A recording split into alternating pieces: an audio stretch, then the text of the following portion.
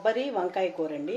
ఇదిగో ఇది వంకాయ అండి, అరకు నుంచి తెచ్చారు. 2 పచ్చిమిరపకాయలు, ఒక చిన్న అల్లం ముక్క, ఒక ఆనియన్ అండి. ఆయిల్ వేసేసాను. ఆవాలు, జీలకర్ర, సాయమినపప్పు, 2 ఎండుమిర్చి అండి, కరివేపాకు, ఆనియన్ వేసేస్తున్నానండి.